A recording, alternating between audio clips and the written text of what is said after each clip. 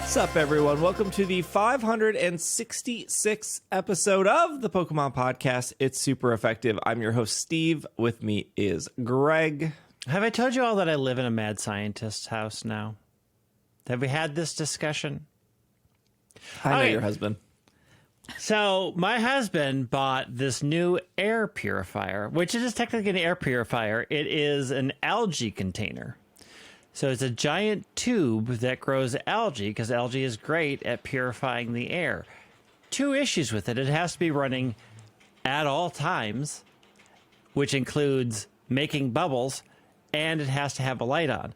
So on his desk at all times in my living room is this weird green tube that bubbles at me, and I live in a mad scientist set. He actually said to me, he's like, I'm trying to find one of those old props that has the lightning going up between two rods to put over in the side corner. I'm like, I don't mind leaning into the mad scientist thing, but can we finish other parts of the house before we go way off the deep end? I like this for him. Weird. That is incredible. Yeah, I mean, this is my life. Hannah also here. Nothing as exciting as that. A few episodes or a couple episodes ago, people asked for more cat updates. My cat update is that my cat has been consistently waking me up at 4 a.m. Yeah, good kitty. Way to do it. The worst hour. Hey, they sell gay cat toys at Target now, and I bought Archer one, and he is upset. It's a little fish that has a rainbow on it, and he's obsessed with it. It's best $5 I've spent all week. Good kitty. We're proud that we are hosting the coming out party for your cat here live on the podcast. Finally, it's been many, many years coming. We didn't want to force the issue, but we're glad we're finally here. In time for June. Speaking of issues, there was a lot of issues this week in the Pokemon. I think this is the only time maybe in history when every fandom of a section of Pokemon is mad, except for maybe Pokemon Masters. I have not seen a Pokemon Masters dev hear us post on Twitter, but I've seen it for everything else.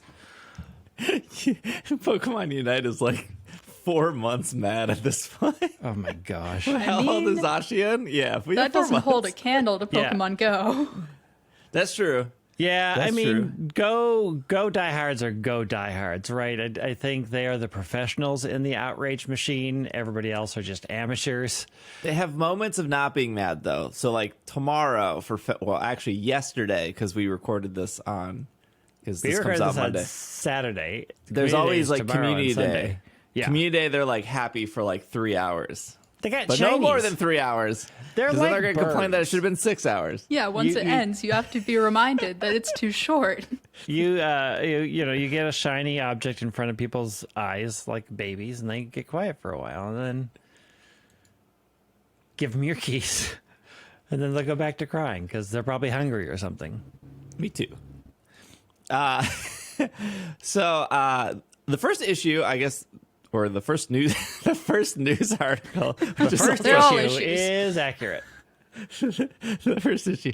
Okay, so this past week was supposed to be the Chestnut repeat week, but there was also a brand new raid event, which was featuring Iron Treads and Great Tusk. I mean, Iron Tusk would probably be really cool if that was the thing. So this is cool because it's our second Paradox event.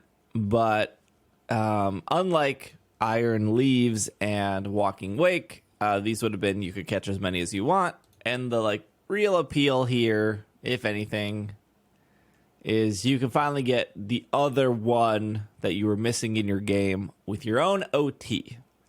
Obviously, you could have traded for these, but you can't breed for them. You could go into a person's game in the area 0, and do the nightmare scenario of trying to figure out where everybody is because you can't see each other and catch them yourself, which is what I did. True. That's true. You could play co-op but for whatever reason in area 0, you can't see each other, but the person as a ghost can still spawn don't know if that's supposed to be intentional. I don't know that that's supposed to happen. I still don't know if that is supposed to be how that works, but it is how it works. And so we're just going to go with it and pretend that that was the plan all along. Well, it's weird that, like, if they didn't want you to do co-op in Area Zero, why wouldn't they just be like, hey, this is off limits? Yeah, But they I let mean, you... the co-op is pretty solid, and Area Zero is one of the best parts of the game, so you'd think... Yeah. It's just weird that, like, you're invisible. Whereas, like, if you haven't done if you haven't done co-op in Scarlet and Violet, you can see the other person the entire Usually. co-op experience, except for Area Zero, where it is 100% the other person is invisible, no matter what. They're there. Yep. And the thing is you can trick the game into making the other person appear. Which is my favorite part of that whole thing. Okay, the Area Zero being invisible is not the issue, although it is its own issue, I suppose. It's not the issue that everybody's having right now because they yanked the raids. Yeah, so the raids came out. I did my Instagram post of, like, here are their movesets. They actually, the Iron Treads and Great Tusk actually have really good movesets. They have really good coverage. They're level 7. They were level 75.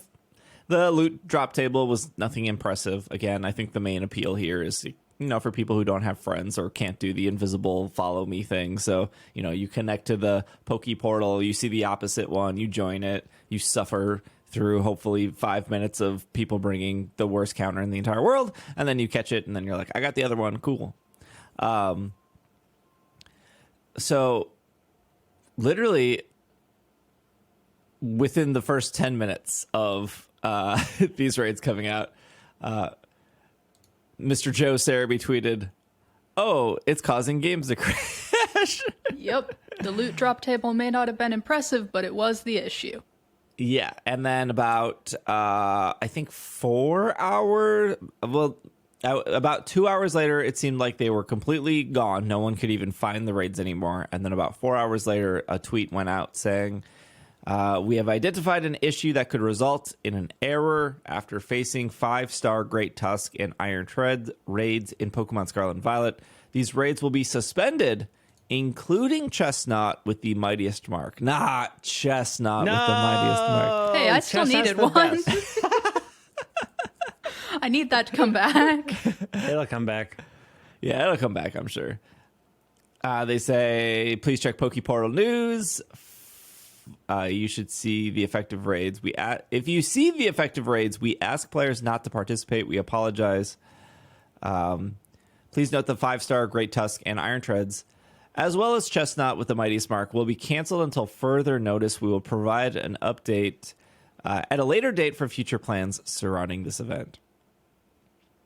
So the issue here, surprisingly, this issue happened in Sword and Shield. So they did copy and paste this for whatever reason. It's not really copy and paste. It's just raids. What Hannah said earlier, raids have a loot drop table.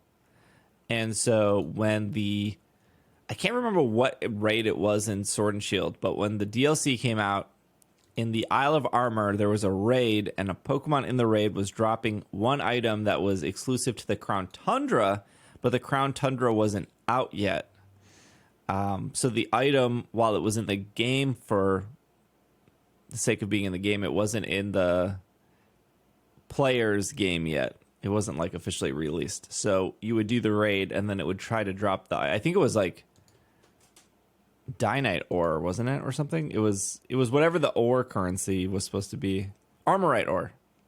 No, Armorite ore was in Isle of Armor, so it was Dynite ore. So it was trying to drop Dynite ore, but Crown Tundra wasn't out yet. So the game would be like, oh, this item's on the game currently, and then your game would crash. This is exactly what happened here with, I think Great Tusk was trying to drop something. So Both of them were trying to... I thought it was both of them. That both of them were trying to drop the materials that you would get from when you defeat or catch any other Pokemon that's normally in the Pokedex. The problem and the difference is that the Paradox Pokemon don't drop materials. So the issue here was that even though these are Paradox Pokemon and we've caught Paradox Pokemon before, these ones are in the Pokedex, so the game was trying to get materials from them, but those materials don't exist. That you would get none times 2. Yep. Yeah, if you do the like Let's Go feature in Area 0, you just get nothing for knocking out like 5 Iron Hands. You get the satisfaction of knocking out 5 Iron Hands. Oh yeah, you do. But you don't get any materials for knocking out 5 Iron Hands. So as far as we know, there was no data loss, there was no corruption, there was no Vivian 2.0. It was just your game just crashed. As far as we know. As far as we know, yes. I can't wait for the Reddit thread. But don't worry, Hannah will be on Pokemon Crash Watch. We will be here If it's gonna corrupt someone's entire game, then yes. We will be here on Corruption Watch 2.0. As far as we know, that doesn't exist. Corruption Watch 2.0, it doesn't exist till we make it.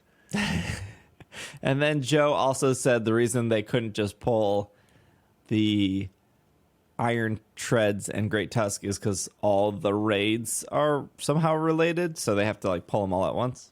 If it was all automated or something, that makes sense to me. I was really hoping they wouldn't pull all 3. The Chestnut is one that I needed. They knew I took off streaming this past week. They did. They're like, get it. Well, they're hoping that everybody is playing Tears of the Kingdom. Yeah, I mean, if nobody would everybody is actually playing Tears of the notice. Kingdom and is distracted this week, then maybe the Pokemon news isn't generating as bad responses as it otherwise could be. Yeah, I think so. You have a repeat raid of Chestnut, and then you have like a new event, but like not the most exciting event. It's not like I would say like Blissey was probably more exciting just because it was dropping materials that you would need. I think for maybe if you don't have your Pokedex complete or you didn't do the invisible follow me thing. I actually don't know how many people care about their own OT. I care about my own OT because I'm like weirdly obsessed with OTs in general in Pokemon games, but I don't know. I'm sure some people are just like, just give me it for the Pokedex entry. I'm good. I mean, I can't be bothered to look at the OT anymore. Yeah. I don't care. The only thing I care about is if it's in the right ball. Yes. The things that I can see when I'm checking out my luxury ball, if I'm checking out some other low rent, cheap ball, nah, this is not my life. I live the luxury life, not this shenanigans that you all got going on. On a side note, Greg, are you going to get the $100 luxury ball when it comes out? Yes. We don't know when it's coming out, just this year. This year. I already told. Why do you think I was beating up prom kids at a Punch Pizza? Oh, yeah. Yeah, I remember I now. didn't mention that one of those prom kids was wearing a crown, and so that was big money right there. I need to get my Versus Seeker and keep battling that dude to make bank. True. Get on my amulet coin so that I steal more money from them. I still don't understand how the amulet coin works. I think you get 50% increase in money. But how? In real life, when I I see what battle you're this saying. person, do I just say, look, I've got the amulet coin. You owe me more money than the established amount. They're like, question, are good you question. like literally hypnotizing people? Look at the amulet coin and give me your wallet. I'll take what I feel is appropriate. I think the biggest question I have is if they... I don't know. It feels like it's very clear to me they've had a schedule for the last couple months of like, we're going to do this, and then in 2 weeks we're going to do this, and then 2 weeks we're going to do this, and then... So if they're rescheduling it, which is cool, and they should, and, you know, like this upcoming weekend we were supposed to get Delphox, and then in 2 weeks we're supposed to get Rillaboom. Are they going to like squeeze this in? Are they going to wait until we get the last 2 starters and then or like run the repeat? But then was there supposed to be something after that? Well, I wonder how deep the problem goes because they're having to like if this is affecting all raids and it's something they didn't realize was going to happen and is now affecting future raids, does that push the entire schedule back? Like, since we don't really know what the bug was caused by on their side, it's hard to say, like, is it just an easy fix and will we be back on the regular raid schedule, or did they uncover a much deeper problem relating to the DLCs that they now have to delay everything? I mean, like, is it as easy as just don't tell the Pokemon to drop an item they don't have? Right. Is it that easy? Or is this like a DLC prep where it's like, oh, in other areas they are going to start dropping things and that code went in too early and it's now causing problems and it will be a problem for raids going forward? Like, it's hard to say because so many of those changes happen on their side. And since we're interacting with their servers, we don't really know 100% what happened. You would think that. Look, I'm not a coder. I'm sure. We know you're not a coder. You just did the pretty face. I'm sure Pokemon games are held together with like rubber bands and Band-Aids. I used to work on websites, and I remember when I started my new job, and they were like, okay, the website's going to need a lot of work. And when I looked on the back end of the website, I was like, oh, if I delete this. Look at the back end of the... Don't look. Got Don't look at sadness. I was like, oh, this... When you said it was going to be a lot of work, you didn't mean like this entire website is balanced on one toothpick. So, That's how it goes. You would think that they could just like turn off the raids, remove the item from the loot pool, and then turn the raids back on. It's But they very didn't do possible that. it was just automated Yeah.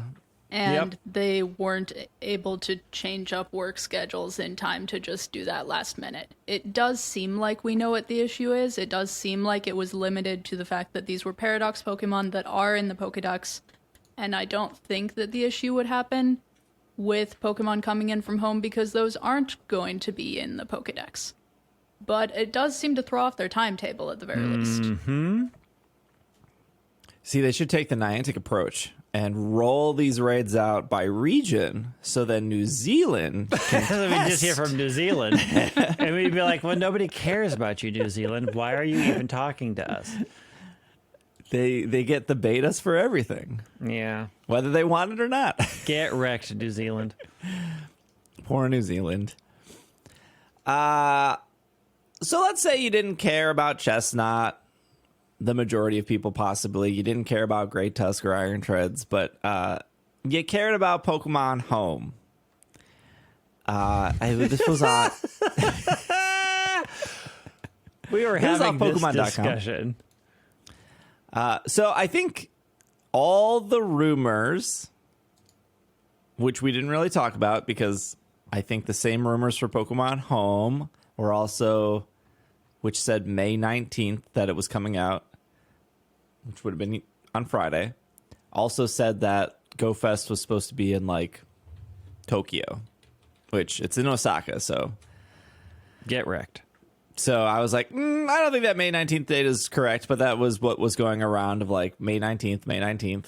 Well, on May 19th, we got something. Well, we got something very important and then some other minor things. I So had my birthday. Before that's true. It was Greg's birthday. Before May 19th, they announced on May 18th, a connection between Pokemon Home, Scarlet and Scarlet and Pokemon Violet is coming soon. Double Violet there. That's the sequel. Violet. Secret Violet. Pokemon Home will soon be updated to 3.0. See, people are asking the wrong question here.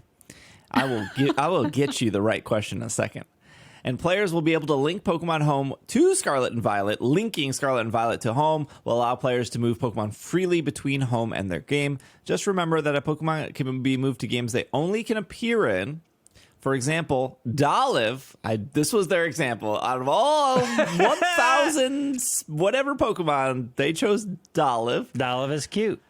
When I first read that, I was like, wait, what's a Dolive? Oh, I was like, oh, yeah. Are you kidding me? Smoliv, Dolive, and Arborive. Middle evolutions get lost. But this middle evolution is amazing. It's so cute. I don't know. You'd think they would just use something that, like Lechonk. I like a Pokemon that they just No, promote Lechonk that. had the moment in the sun literally everywhere, and nobody cares about Lechonk anymore. We had Lechonk overload. For example, Dolliv cannot be moved to Pokemon Sword and Shield, or Brilliant Diamond, or Shining Pearl, or Pokemon Legends. You can't move Dolliv to any of those because Now it it's does that not attitude. appear in those games. Now you're thinking, what about a Pikachu? A Pikachu, however, their words not mine, from Pokemon Scarlet and Violet, can be moved to those games because it appears in it. Additionally, the Terra type of the Pokemon moved from Scarlet and Violet will be determined by their original types. So this is actually pretty big. This is the first time since Generation 2, if I remember correctly, that you could move a Pokemon to an older generation game. So I could catch a Pikachu in Scarlet and Violet and move it to Sword and Shield, their example, and move it to Sword and Shield. And I believe in Gold and Silver, you could catch Caterpie. Sure, you could catch a lot of Gen 1 Pokemon actually in Gold and Silver because that was the first part of that entire game. All the Gen 2 Pokemon were in the later. Yep. But you could catch a Caterpie in Gold and Silver and move it back to Red and Blue. And you could never do that ever at all, right? Like, yeah. Yeah. There You was can no move going between back. games that were in the same generation, so remakes and things like that. But Yeah, you could move from like Omega Ruby to X and Y. Yep. But not Sun and Moon to X and Y. Right. So that's a big W. That's yeah, great. that is not something we were expecting, I think. I think the like slight bummer is, I'm assuming if you have a Pikachu with the like Paldea ribbon and the cooking mark and the Humongo mark and you move it to Sword and Shield, I'm assuming those ribbons just disappear. A common theme in Pokemon games apparently now, just like in Area Yep. Zero, you disappear for a little bit. You just blink out. What's the problem? Then when it comes back, I'm assuming your ribbons and marks come back. One would hope they're keeping track of those like they are the moves. Holy cow! This Bold this just statements reminds happening me. on this podcast right now. Bold statements. This just reminded me of when you moved a Pokemon from Sword and Shield to BDSP. Yeah. And even if all the moves on the Pokemon were legal, BDSP were like, nope. The last 4 moves, that's it. I don't care that Earthquake is legal. He doesn't learn Earthquake by leveling up. You don't get Earthquake. And on top of that, Earthquake is a TM that is not unlimited, that you can only buy from the Battle Tower. So guess what? Your Garchomp that you moved from Sword and Shield doesn't have Earthquake, and there was only 1 TM for Earthquake on the Victory Road. You used it. You gotta go buy it now. BDSP are terrible. They're bad games. BDSP are the greatest remakes that have ever been remade, and I cannot sit here and listen to this slander. I feel like Can't people even who get probably, through that without laughing. I feel like Those games are so bad. They're so frustrating, and I bought both, and I've never played the second one. Yeah, Still. no, I Like I'm using- convinced people to get those games before they came out, and then I very much regretted it. Yeah, this is how we ruin our credibility right here. gosh, the whole like moving Pokemon to BDSP and them like forced losing all their moves, even though it was the most frustrating thing in the entire world. Holy cow! I've never been so mad, but I'm furious right now. Look, if you're gonna start feeding the Fire Ilka hashtag on Twitter that has popped up, I'm not going to be here for that, but I do agree it was dumb. If in this article they said the reason we delayed it was so we didn't have the move relearning issue in BDSP, I would be like, please take all the time you want. Whatever you need, whatever. How can we help? How can we get to where you're at? you can sell it. Okay, so you can celebrate Home coming out in Scarlet and Violet by receiving a special gift. This isn't new. They did this for Legends and Scarlet and Sword and Shield and stuff. When you transfer a Pokemon from Scarlet and Violet to Pokemon Home for the first time, you will receive a Sprigatito, a Fuecoco, and a Quexley with hidden abilities as a mystery gift in the mobile version of Pokemon Home. And then you can bring them in your game to have even more fun and play Paldea. That's their words, not mine. Your fun may vary in Paldea. Your fun will vary depending on what you find fun. You will also be able to bring roaming form Gimmighoul from Pokemon GO into Scarlet and Violet via Home. More details. How do we catch roaming form Gimmighoul? Is that just like you? I don't know. You put a golden lure down and hope it shows up. Is that it? No, it's not the golden lure. It's the treasure chest. Oh, they're all. Oh, so I have 1 million of those. Yeah. Oh, okay. Oh, they're trapped in the treasure chest? I don't know why I didn't. I just thought it was like, I was catching Gimmighouls, but no, you're right. They don't have the chest. If It's like a somebody Melta. else Yeah. opens up their chest, do you get to catch it too for all the No, same 'cause it's area? like why an incense. are they so stingy? It's You know an why? incense. You know why I question this is because what community was it, Greg, where it was me and you, and maybe Will was there. I can't remember because Will broke his foot at one point. He broke his, yes, he did break his foot.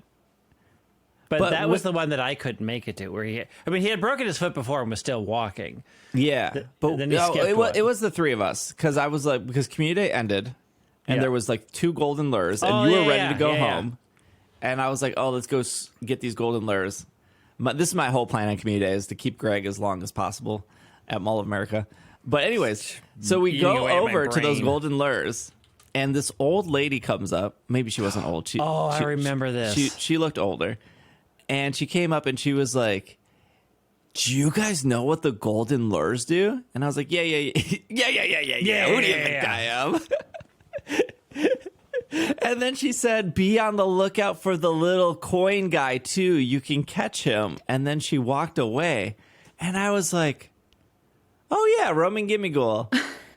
But I already caught a bunch off an incense. So when she said that, I was like, what, does it only spawn at golden? Why did she say that? The lures might also, I think they may also spawn roaming Gimmighoul rarely. So they may occasionally spawn it. And that's where you can share the spawning with friends. But if you aren't connecting yourself to Scarlet and Violet and you aren't getting the treasure chest yourself, then yeah, the lures are a great way to do that. But the treasure chest is the main way. Yeah, she really was- questioned my judgment about Pokemon Go. I was like, what? Like, what are you talking about? I mean, she called everything into question that day. Lessons were learned.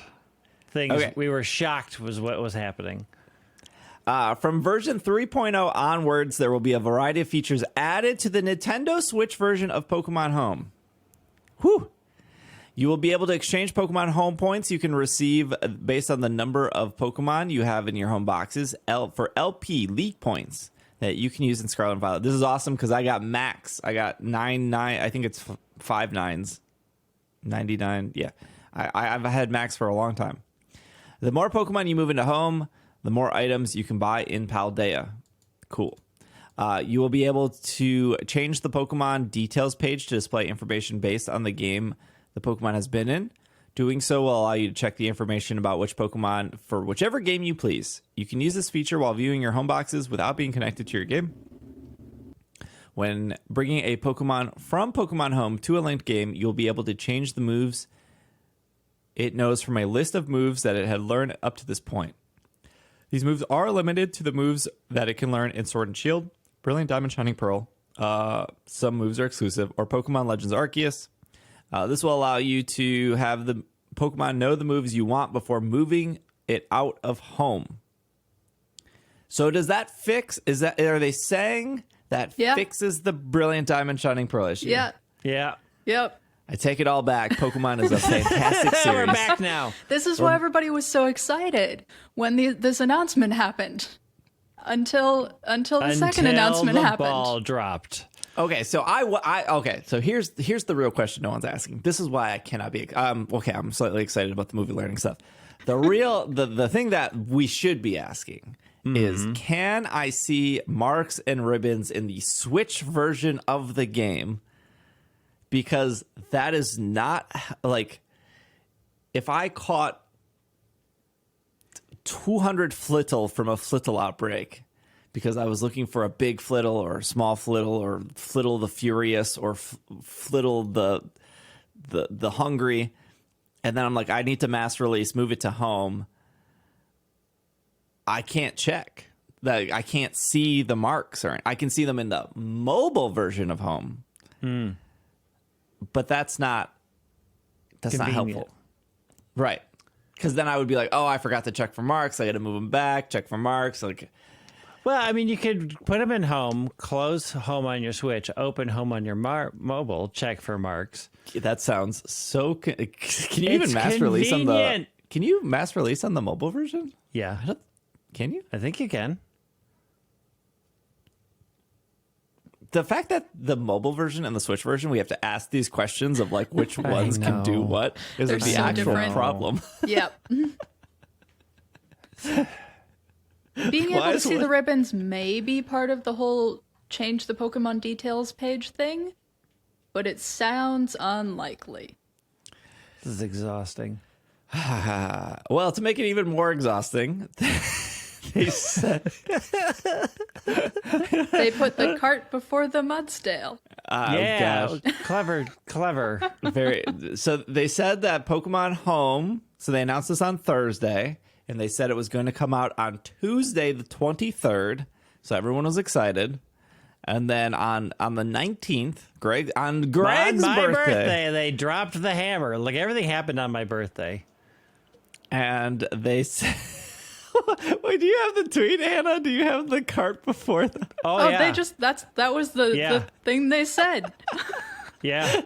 They put the cart before the Mudsdale. Yeah, they said we put the cart before the Mudsdale. They absolutely said that. I can't find the tweet right now. But they didn't. They just said like, oh, we announced the release date too early, and that wasn't the actual release date, and then said it will be coming soon. Well, wild. Yeah. Oh, yeah.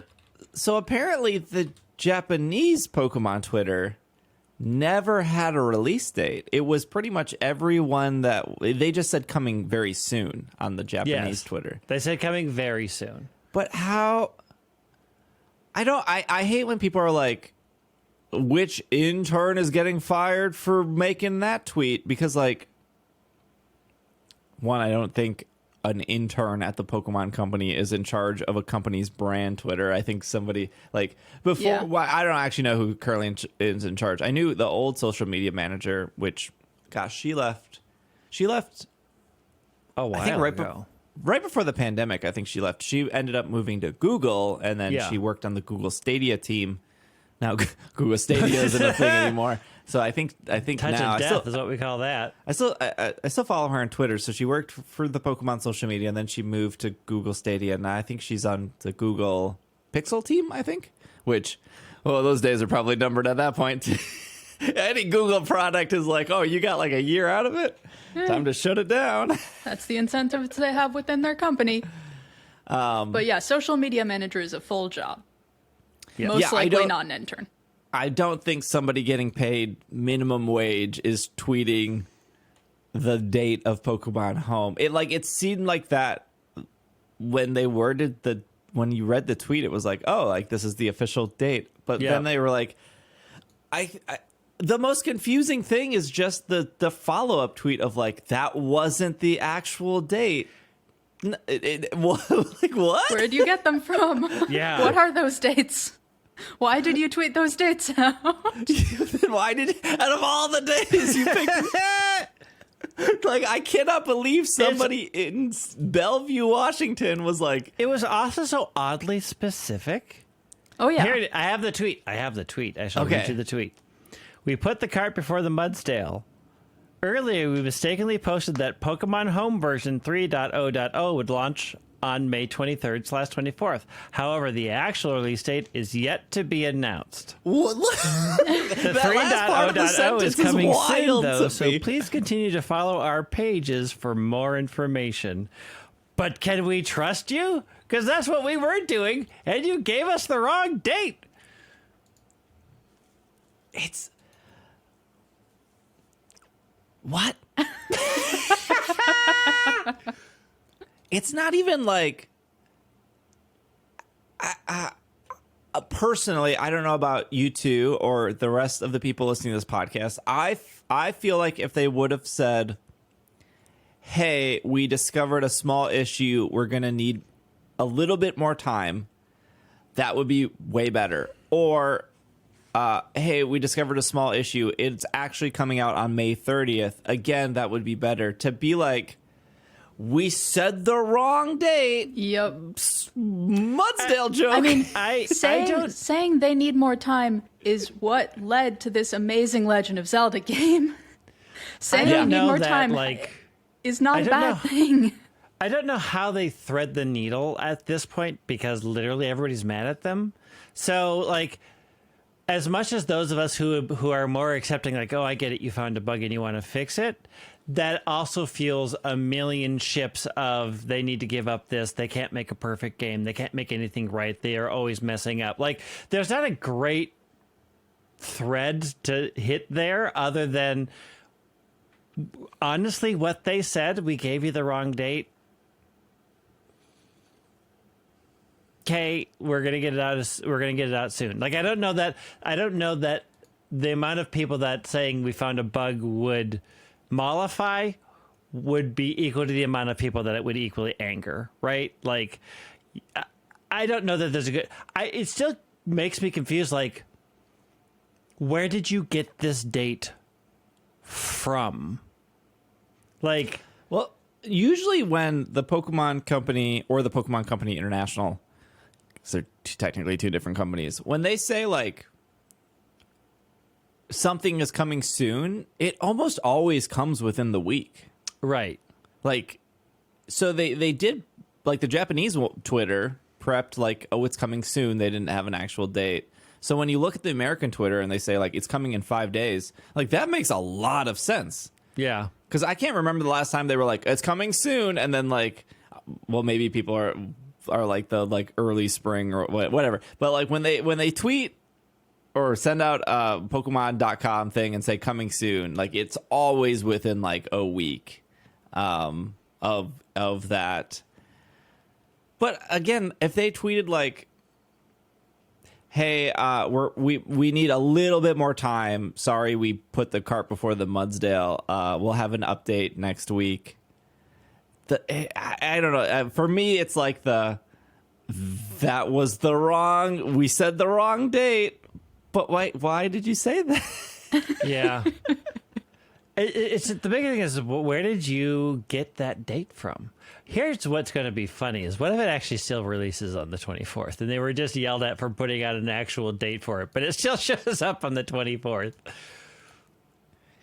And for the record, I don't think it's because, like, Iron Treads and Great Tusk are broken. Like, the date recall happened hours before Great Tusk and Iron Treads, like, came into raids.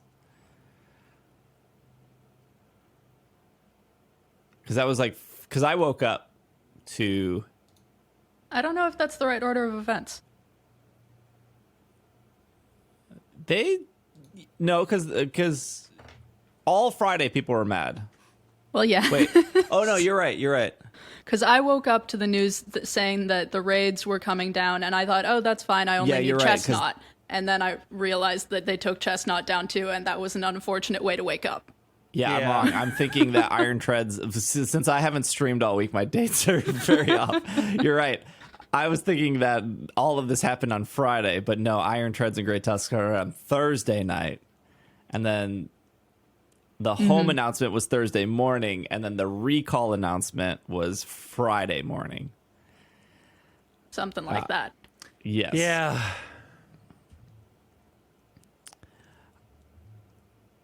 Yeah, people are like, Game Freak just needs to take more time with things, and then Pokemon Home has been this like very long waited thing. And who knows? You would think that it can't be that broken. It already works with 4 other Pokemon games. You would think by now they know how to do this, but maybe, you know, Scarlet and Violet is held together with hot glue and Band-Aids. Everything has tech debt. And clearly they're introducing new features to Home in this, which people are excited about.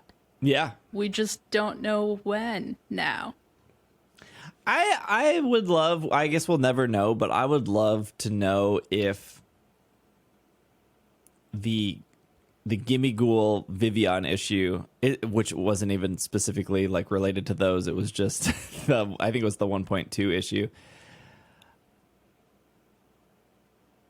I wonder if that delayed a lot of stuff because they had to spend time trying to pinpoint and narrow it down. Like I do wonder if the hot mess that is Scarlet and Violet is the reason they dragged their feet so long on Home compatibility. But gosh, we waited like 6 months. Well, I said we waited 6 months for BDSP to connect to Home, but like, let's not forget BDSP was also made by the same people. Well, made by Ilka, but also a hot mess as of a Pokemon game. Like that game didn't, as far as I know, have any game-breaking bugs where you would lose everything, but it wasn't a super stable release. I don't know. I personally have no problem waiting another 2-3 weeks for Pokemon Home. There's still another month of spring left. Yeah, we got a month of spring. We still got a month to go, baby. In all reality, when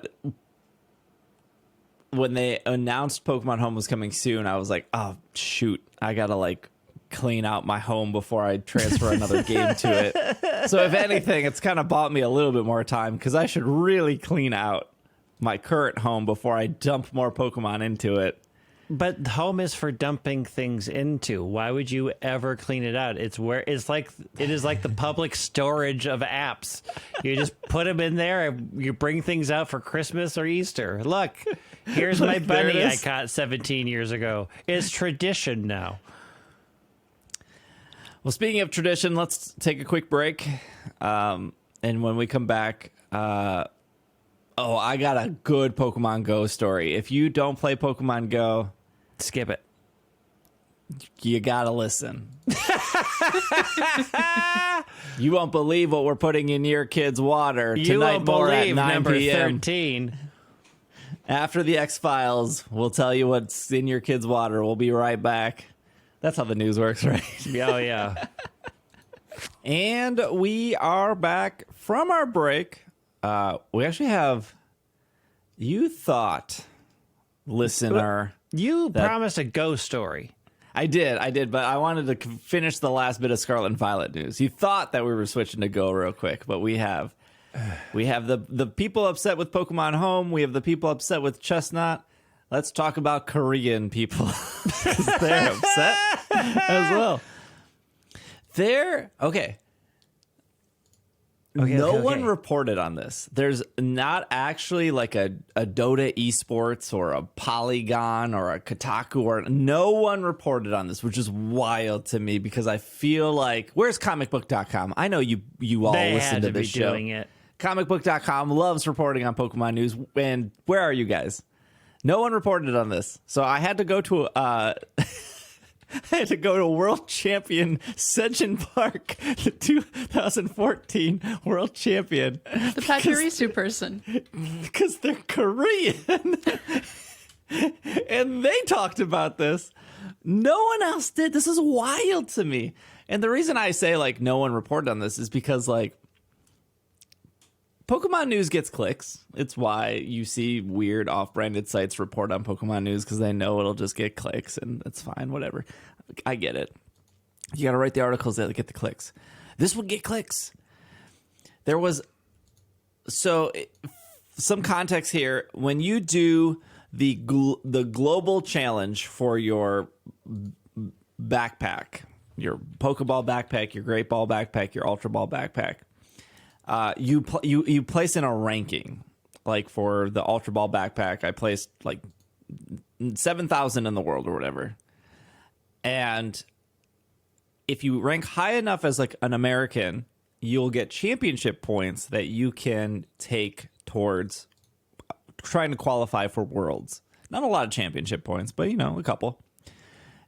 But those global challenges are for Korean and Japanese players to help them qualify for Worlds because they don't have like a Portland regionals or a Daytona Beach. I don't think Daytona Beach had regionals. This is the second week I've used Daytona Beach. I don't know why. Now, there are also other official Japanese and Korean tournaments.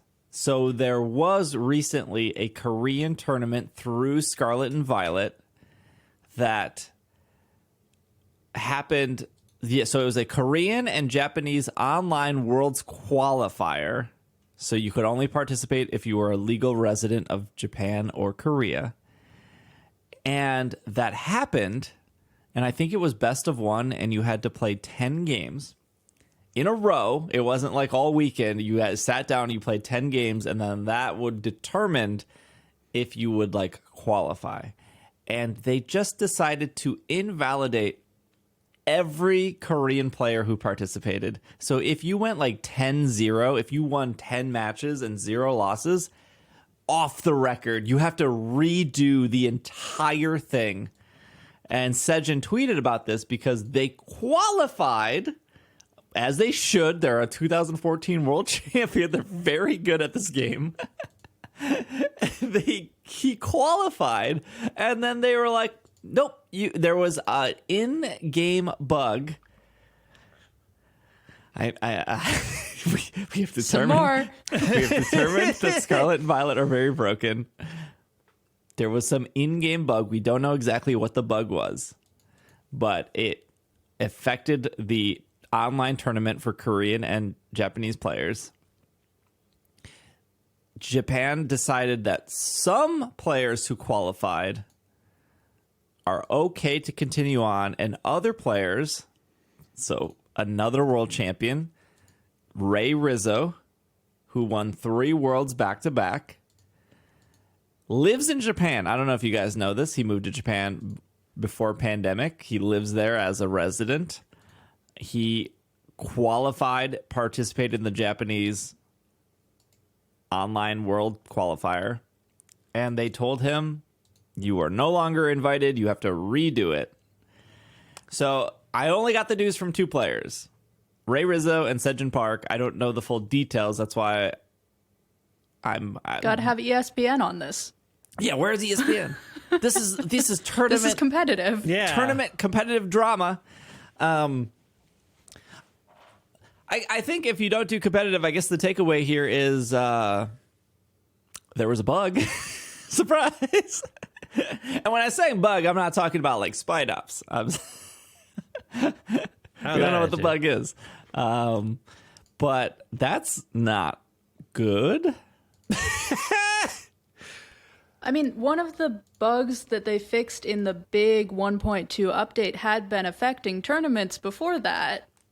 And I don't think that they disqualified players from anything after that bug. It probably does depend on how big the bug is, what exactly the issue is.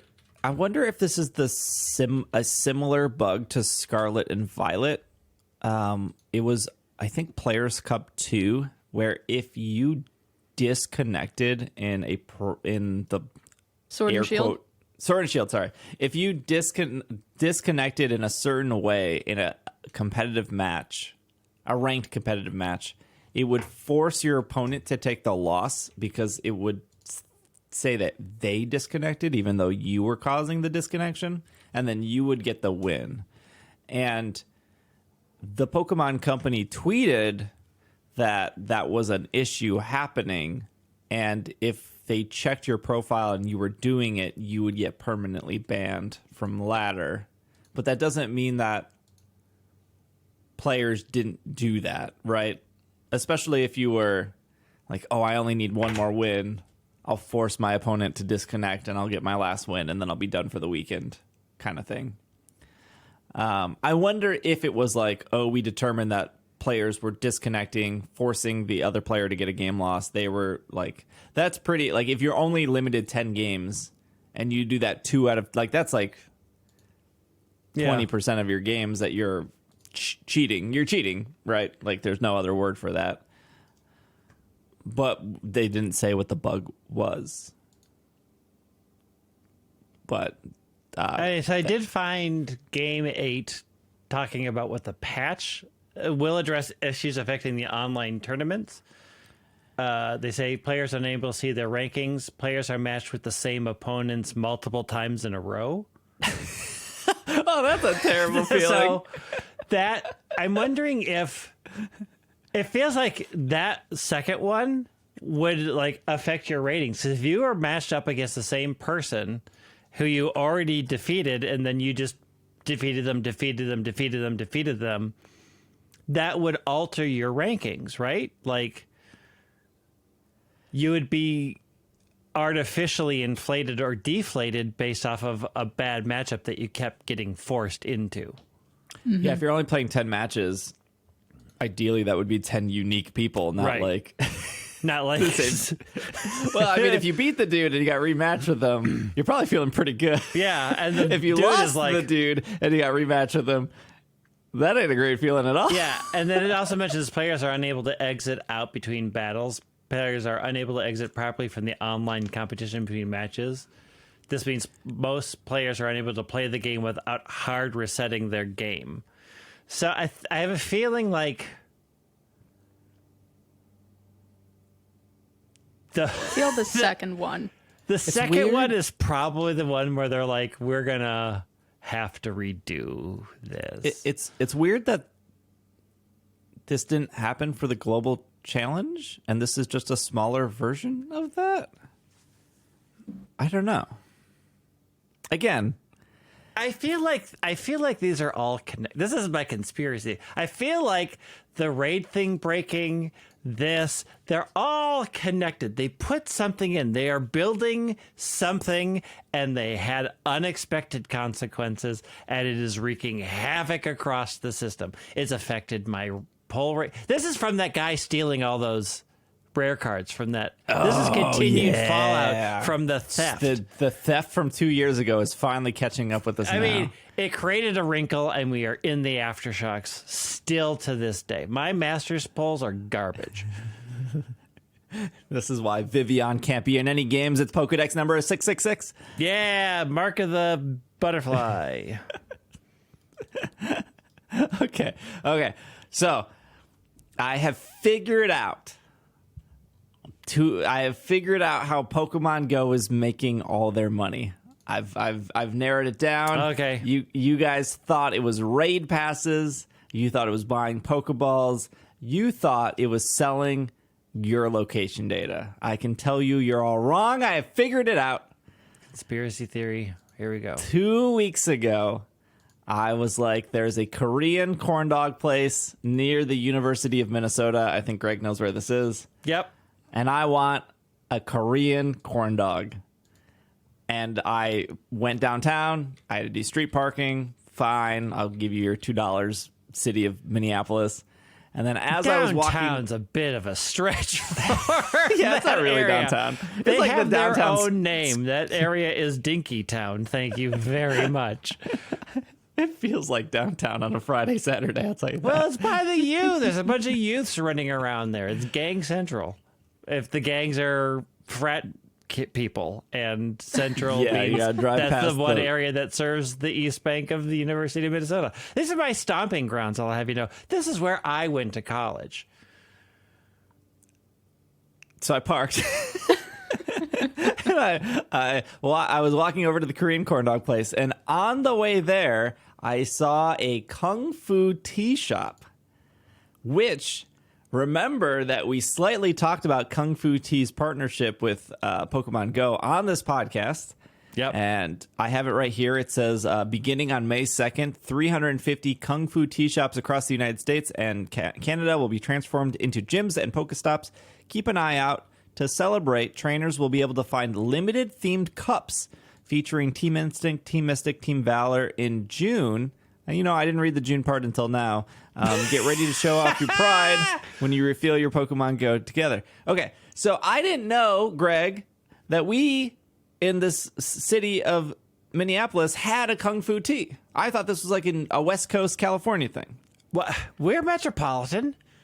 Yeah, they're definitely not only West Coast. They had them over in D.C. when I lived in D.C. I've never seen one of these stores in person.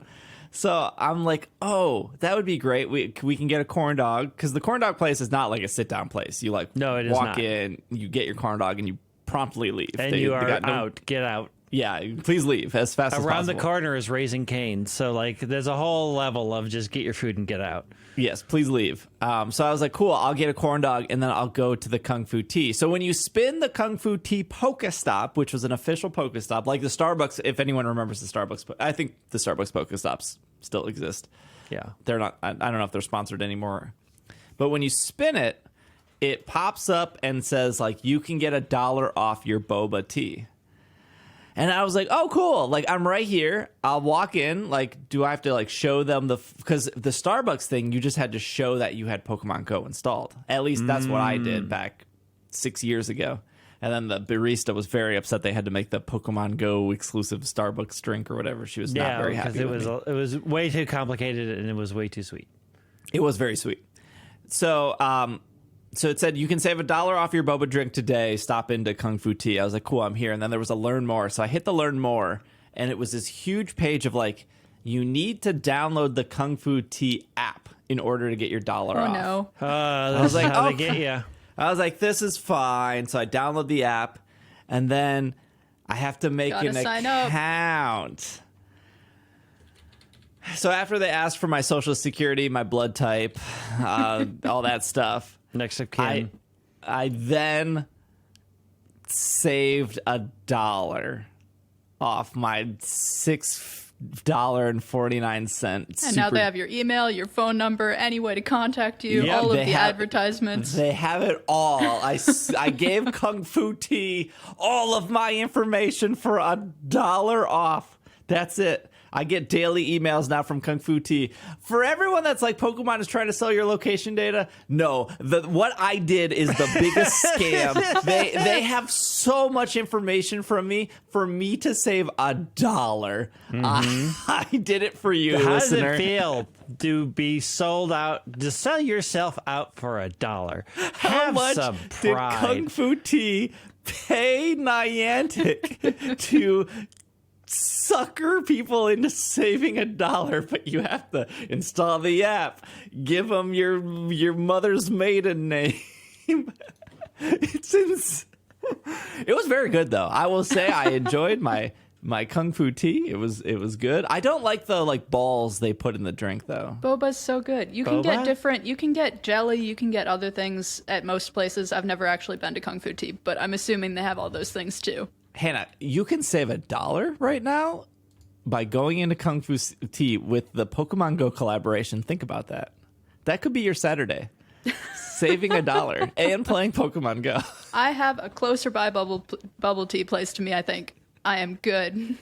I don't need Kung Fu tea to have all my information.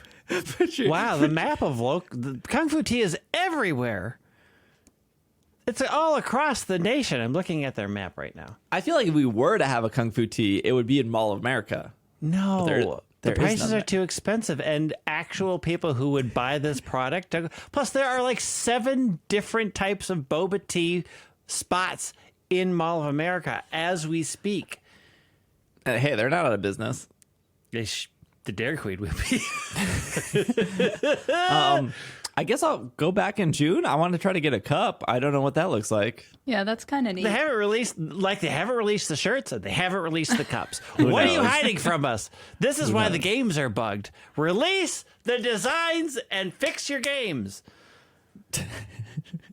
They At have the heart of it all, popcorn it's at all a Kung Fu tea? communication issue. I still can't help but think that I did all that work for $1. For $1. You kind didn't of mention that insulting, they honestly. have popcorn.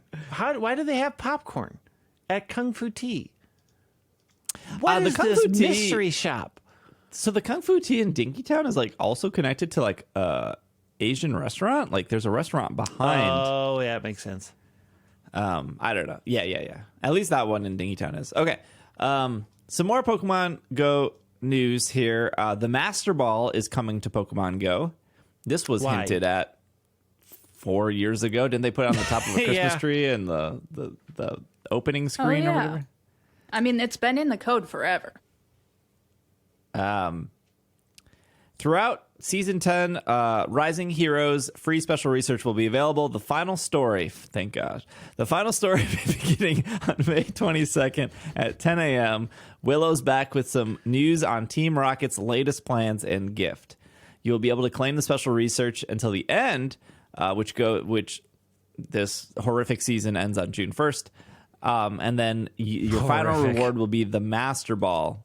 Receiving a rare and powerful Master Ball is a special occasion. Think wisely on how you will use it, and keep on a lookout for future opportunities in Pokemon Go. And that was kind of it. So, Yes, so if you want the Master Ball, open your game within the next week and get to that part of the research if you haven't. Otherwise, who knows when this will be coming back. I have never used a Master Ball in any of the games, and I'm not about to start now. Master Balls are a sign of weakness, and you're a bad trainer. But you could get a Galarian bird. that's true. And if it was meant to be, the other balls will catch it. There are people who have 4 or 5 Galarian birds at this point. If you put in the work, you don't need these crutches like Master Balls. You know what I need in Pokemon Go? I need, well, one, I need more self-control. But number 2, True. I need it to when I pop a daily incense, it like automatically tells people I'm like not playing the game. Because I feel like the second I pop daily incense, it's like raid invite. And it's like, these are pretty rare now. Like I don't get raid invites that much. Maybe I need to join this Tapu Fini. You just need to go into the thing and turn yourself offline Yeah, for I 15 know. minutes. I'm like, okay, I'm going to go for 15 minutes undistracted, and then somebody texts me or something happens. Then all of a sudden I'm like, oh, I caught one Pokemon in 15 minutes. Never got the bird to show up. Yeah, this is like, whatever. Like, the Master Ball coming is cool. We don't know how many... Like, how frequently are we getting Master Balls? Are we getting it like one a season? Can we hold more than one? Did they say that? Are we going to the shop and buying a Master Ball for $10? Like, what's happening here? They did not say if you can hold more than one, so we have no idea. My assumption would be no, just because that's a trend. Holding one thing at a time in Pokemon Go? Yeah. Yeah. We don't know when they'll be coming back, so log in this week if you want one. It's gonna be there, and people are gonna either use it immediately or probably never use it, honestly. Yeah, I feel like the thing you would use it on is the Galarian bird. I feel like the things you would use it on would either be a Galarian bird if you want one, and you might at that point have the luxury to try and find a good one, or just a very high IV legendary that you otherwise would have a hard time catching. Oh, sure, like a perfect IV non-shiny Kyogre. Yeah. Did I tell this story on the podcast where this was the community you missed, Greg? I got to Mall America. Will was there with his broken foot. Yep. I was the one that broke it, by the way, for podcast. That's why Will is not on the show. I broke his foot, and then he quit the program. I cannot believe we're bringing up this drama now at the 7th hour. I mean, when you took the sledgehammer and said, hold still, I'm going to correct your foot problems, I was against it. But you are like, no, this will be fine. And then here we are today. I get random questions from strangers. Why did Will leave the show? Well, Steve broke his foot with a mallet. Yes. Correct. So I Will and I arrived to Mall of America. We start our community day. The first raid I join is Landorus, and it ends up being tiny. Not shiny, tiny. I'm very happy, though. Tiny Landorus. I'm like, whoo, what a good start to community It's day. little man. Tiny Landorus. Well, this is good. This is great. And then I proceeded to fail to catch Tiny Landorus. Oh, no. And that will probably go down in history of my worst community day because I could have got a tiny legendary Pokemon and he ran away because he was way too. And before anyone starts typing on the YouTube comments, I was hitting greats nonstop. I couldn't hit excellence. He was too tiny. He's too little. But I was golden razzing and hitting greats, and I had like 12 Premier Balls. I would have used a Master Ball on that, hands down. Like a Humongo or a tiny legendary, hands down would use a Master Ball on that. This is what we call a lesson in letting go. Some things in life are not meant to be. And when you do not catch that thing, it is the universe saying, you need to let things go. Be at peace with what comes your way and what leaves your way. Tiny Landorus is not for you. It's for somebody else to come up to you and go, look what I got. I got a Tiny Landorus. And then trade me your shiny for it. And you will do it because that's who you are. It's true. See, the real scam is me baiting people online because I trade. What was this? What was this thing I saw in your stories where you're trading an Entei for a Shiny Spiel and a costume Spiel. scarf? Okay, hold on. Hannah, do you think shiny Entei for shiny costume Spiel was a good trade?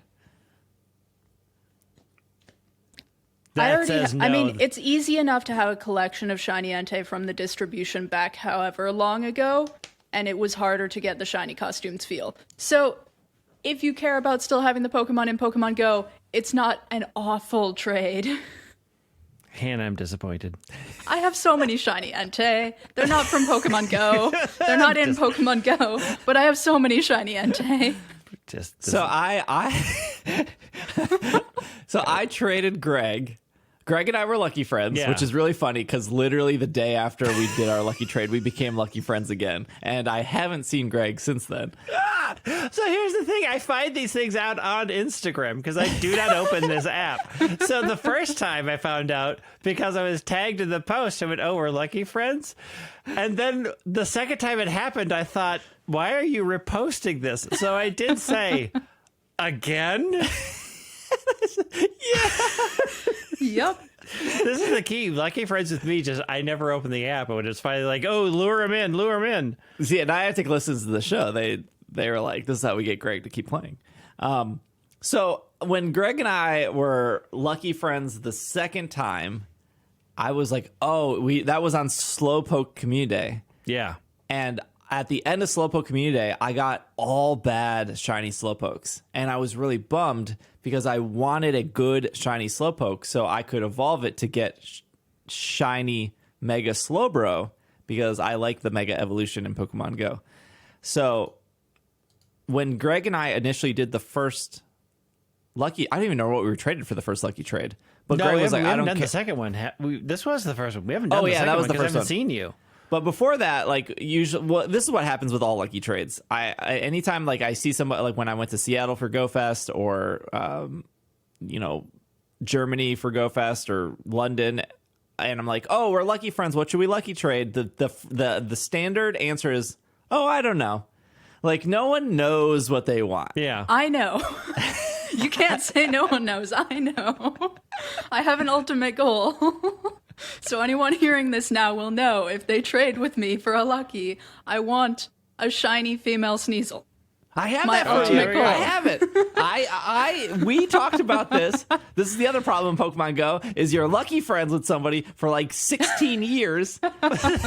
Yeah. Beginning of 2020. January 2020. I'm typing a shiny.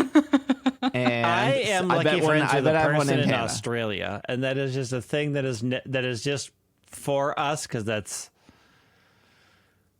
But my ultimate goal is to get a shiny 100% female Sneasel. Wait, Lucky's in there somewhere. I have 5 shiny female Sneasels. You can have any of them. Yeah, he says that, males. and they're like, well, give me that one. And he'll go, not that one. Someday one of them will be a hundo. I have maybe between 20 and 30 at this point from Lucky Trades. So the lucky trade that Greg and I did, I was like, I want a shiny Slowpoke because I want it lucky and I want good IVs for it to evolve into Mega Slowbro. This is what I want. I want Mega Slowbro, but I also want lucky because I'm trying to complete my lucky decks very slowly. But this is perfect because a lucky Pokemon I plan to power up all the way. I plan to Mega Evolve. It's much cheaper Stardust wise. And Greg said, I want a shiny Virizion. And I was like, cool. I have like 6 of them. Yeah. And so I did that trade and I was like, oh, I'm going to post this on Twitter because people are going to be mad and they're going to say the exact words of, you got scammed.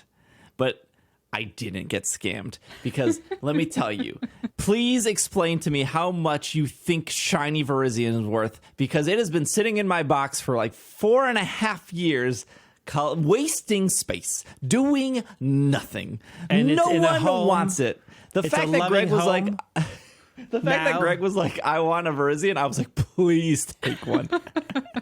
So last night I traded shiny Entei for shiny Costume Spheal, and they were like, I'm missing shiny Entei, Suicune, and Raikou. I was like, cool. I typed in Suicune. And I had 6 shiny Suicune.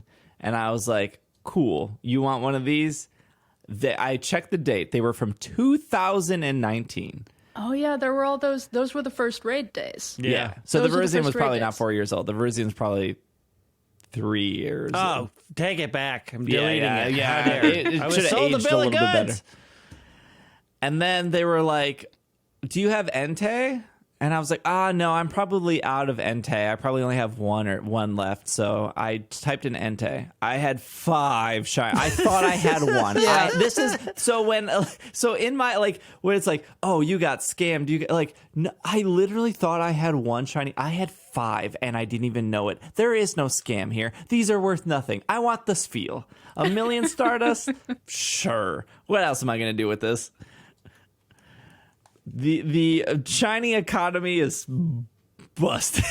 I don't know. It all depends on what Pokemon you have and what Pokemon you want. Like Well, I wanted mostly. shiny lucky Slowpoke and I got it from Greg and I love him. He's great. I also specifically said I wanted a boy. And I made that happen. That's true. That's true. I was like, because I wanted a boy Mega Slowbro. So he Since can they be revamped the Mega system and it's actually good-ish now. The Mega system's pretty good. Yeah. Well, speaking of Megas, Mewtwo doesn't have a Mega yet, even though that was teased like 2 years ago. They keep showing these things in the yearly images with all of the things that you think are going to come out in the next year. And they don't Niantic's come out in the next year. Playing the long game. When they say 10-year game, they really meant They really 10-year mean game. it. We're going to string you along for 10 years. Shadows are rising. Team Rocket has grown more audacious. They discovered how to leave shadow Pokemon to defend gyms. These shadow raids are unlike any challenges trainers have faced in Go. What's more, Shadow Mewtwo will return to Pokemon Go in Shadow Raids. I have a Shadow Mewtwo that's a 98%, and there was part of me that was like, well, if I purify it, it'll be 100. It'll Not be that one. 100. I love collecting the hundreds. That's another thing I like. I like shiny costume Pokemon, and I like 100s. If you really want. Hannah, the Mewtwo is suffering. It is. I could cleanse its heart and Yes. its soul.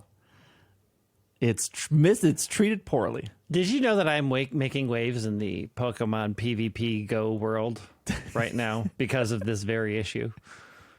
With cleansing. Isn't there actually a purified Pokemon that is good for PvP? There are a know. couple. Yeah. It's mostly Shadow, but there's like 2 or 3 purified. Sableye is one of them. Oh, okay. So Shadow Mewtwo will return to Pokemon Go and Shadow Raids. For the first time, you'll be able to encounter a shiny Shadow Mewtwo if you're lucky.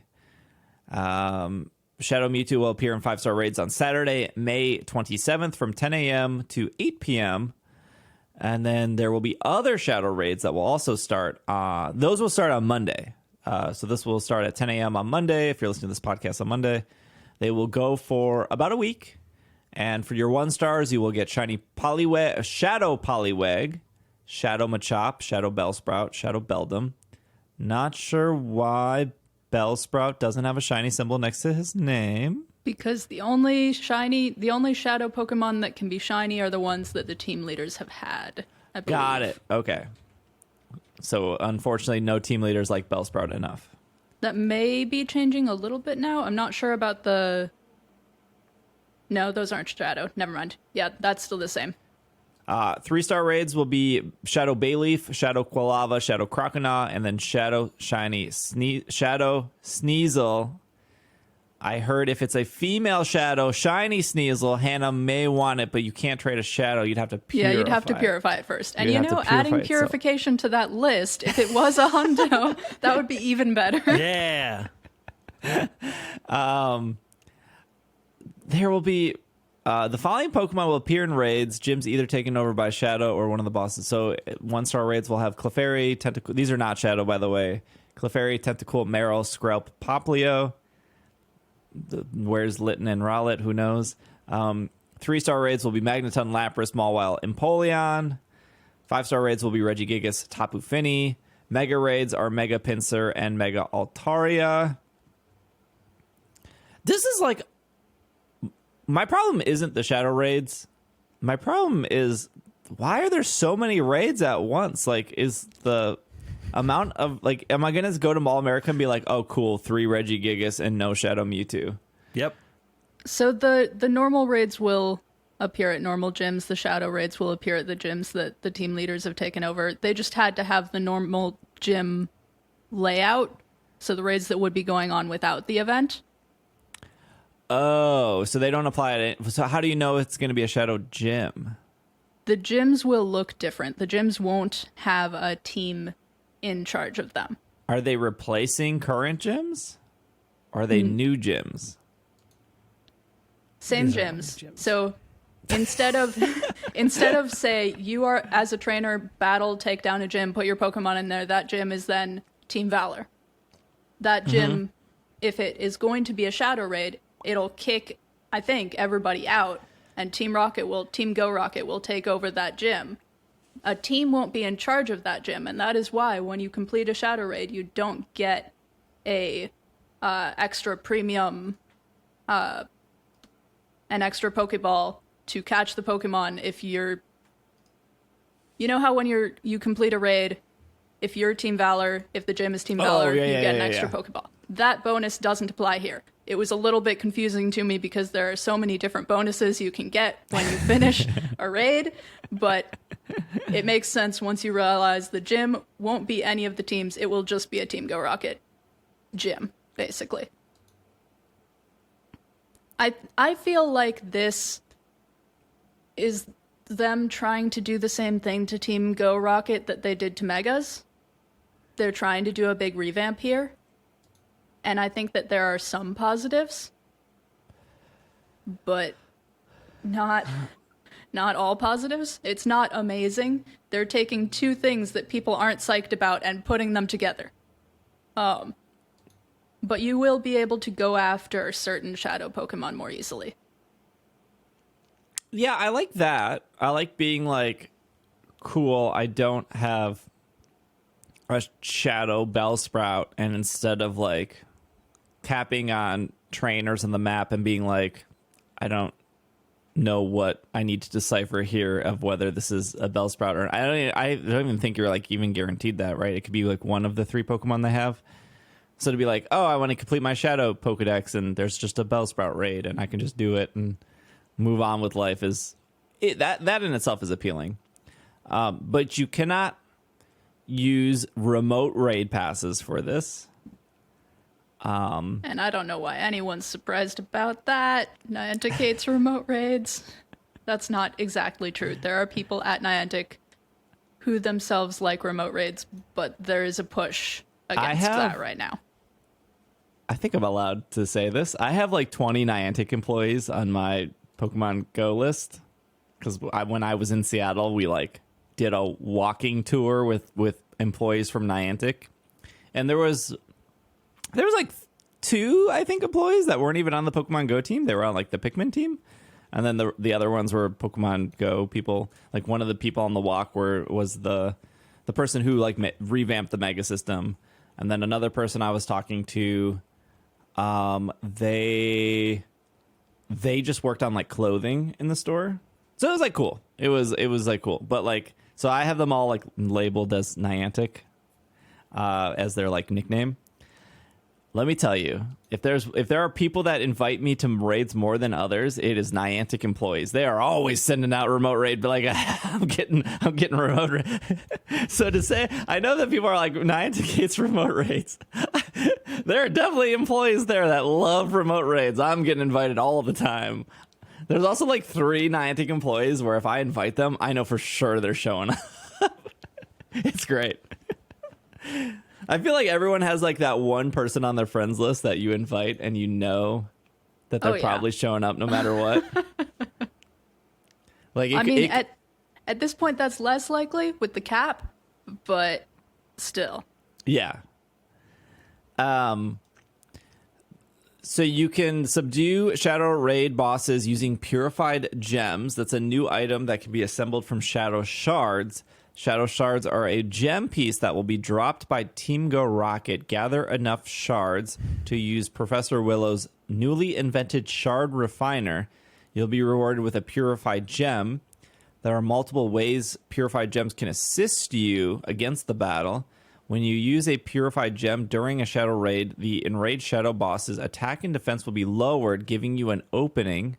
This kind of sounds like the opposite of like Z moves. Like instead of lowering their attack or defense, like a Z move would increase your attack and defense. Like I still think Niantic has not talked about Z moves with me, or at least with me. I don't know. Maybe I would assume that eventually Z moves would come to the game. Megas came. I would assume. I would expect Gigantamax more than I would expect Z moves. No, Z moves, you have to prop the camera up and actually do the dance. That's the other thing. So it records you doing the... And then the Z move will go off. My like, if I was to imagine how Z moves would work in Pokemon Go, I would imagine that either one, you could just buy it as a temporary like one use kind of thing, or 2, you would have to like do what Team Go Rocket is, which is like do 6 of them, combined it, now it works once. So I always imagine that if they do Z moves and you had like 3 people at a Moltres and you're struggling, and if one person used their Z move, it would make it significantly easier for the 3 of you to do it versus like trying to find a 4th or a 5th. But that's because you did like the work up to this point to hold on to a Z move. That's how I always thought it would work.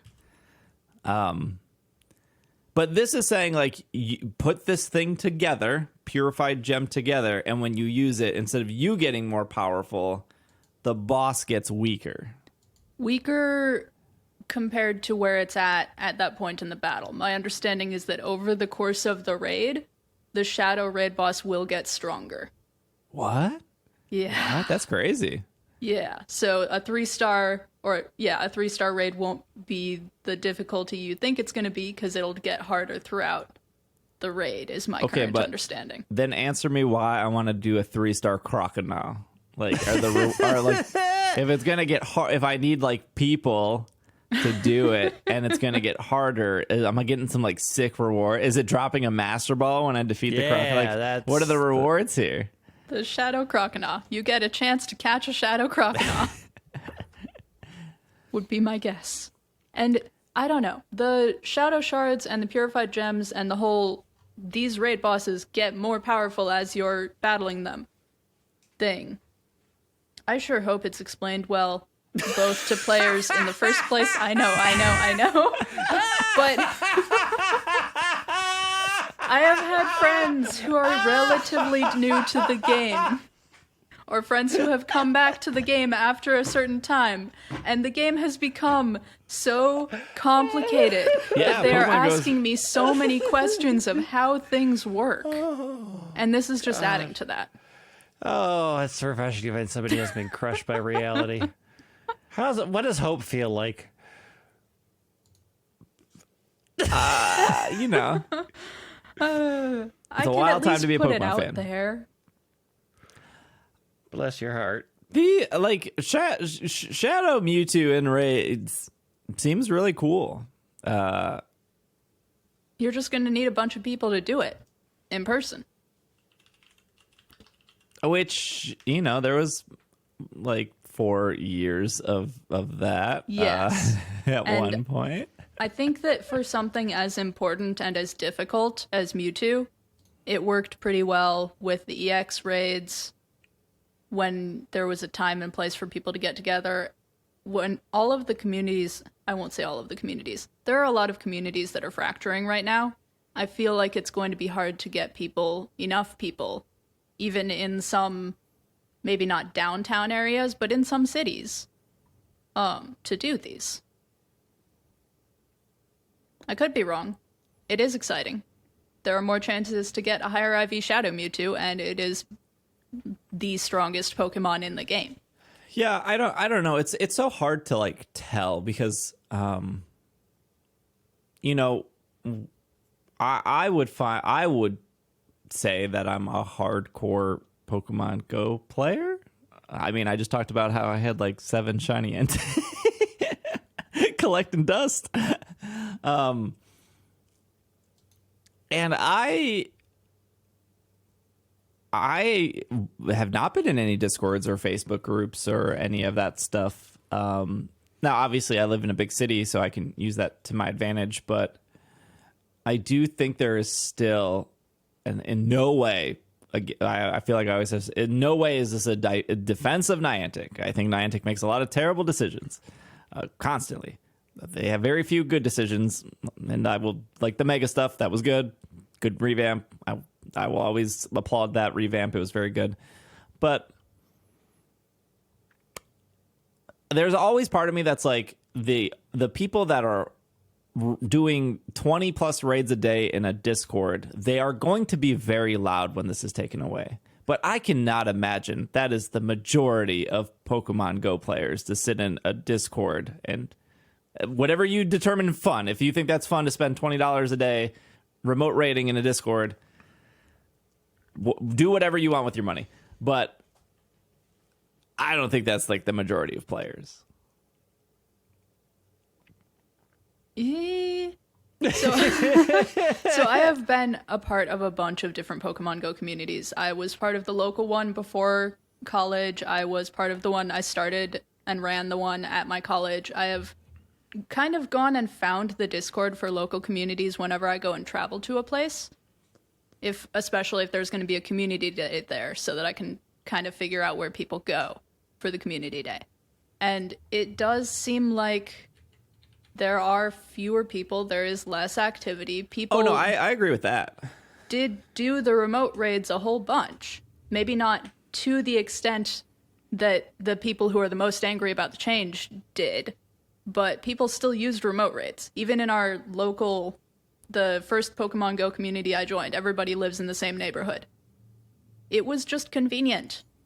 Oh yeah, no, I was having this conversation with a person last night of, I think we've had the same scenario on the podcast before you joined, Hannah, and I'm sure you've heard it before, but like if there's a Druddigan down the street from me and it takes me 10 minutes to walk to Druddigan, another 5 minutes to do Druddigan, and then another 10 minutes back, that's 25 minutes out of my day. Which, if I am going to Mall of America for like 3 hours, I am dedicating that time to Pokemon Go. I love that time. I'm obviously usually with Greg or Will or whatever. But if I'm like working on a YouTube video and I'm like, okay, well, I have like an hour before I have to stream. If I walk to the Strut again, that's like 25 minutes. But if I just spend $1, I can get 20 minutes back. And 20 minutes is a lot of time. And $1's not a lot of money. But if you're doing that like a couple times a week, I think the convenience is there and worth it. But on the other side of things, I cannot imagine giving a mobile game even $20 a week. That's a lot. Like I've played Pikmin for 1.5 years because I think that's the anniversary they just celebrated. In that time, I have given in over a year, I have given Pikmin exactly $30, and I love it's great, but that's not even. What that's like $250 a month, like $3 a month or something. Like that's, I don't regret giving Pikmin $30, but, and I play Pikmin every day. But again, do what you want with your money. Obviously, Niantic said we don't want your money anymore. I mean, they kind of did, but they also raised the remote pass cost. Yeah. But this is just rehashing that.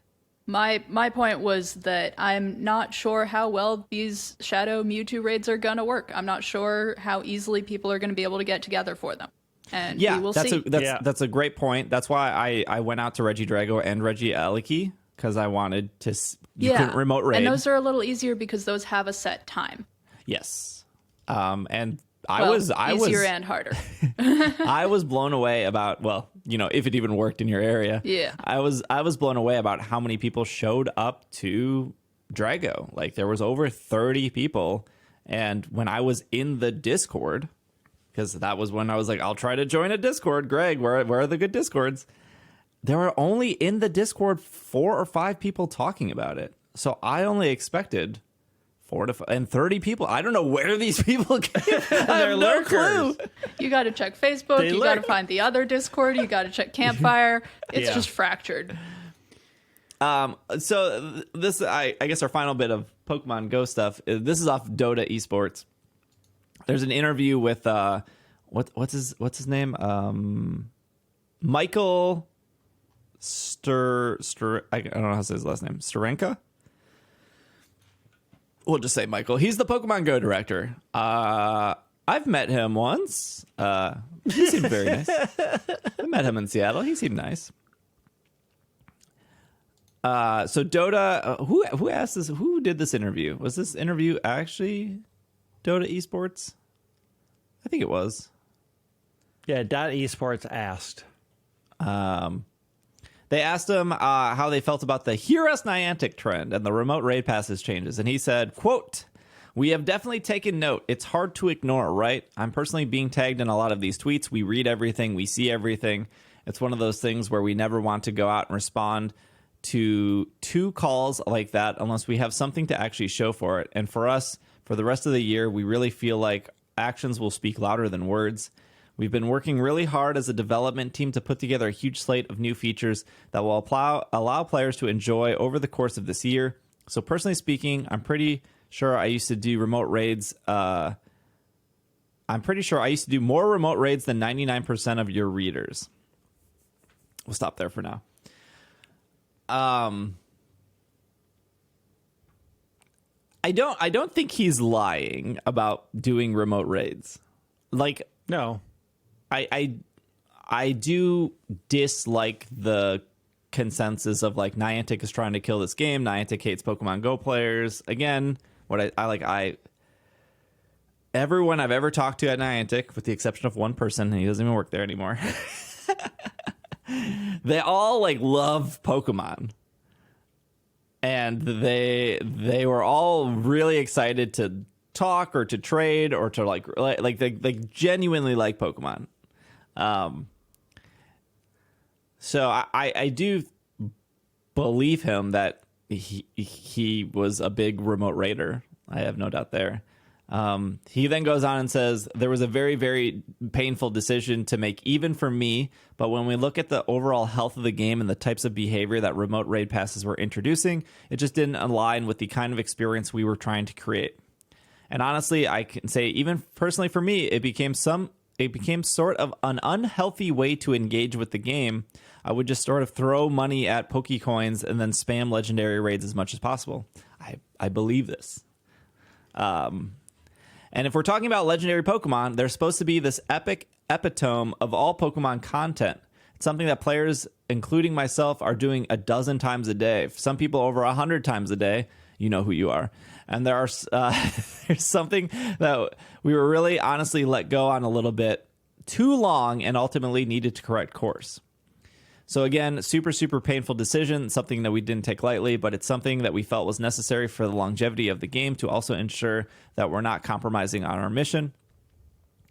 And so, yeah, we have no plans to direct the hearusniantic thing recently because we are sticking to the decisions that we made, but instead we're hopeful that players will see a lot of hard work that the team has been putting out the last year, because I think coming in 2023 is really going to blow people away.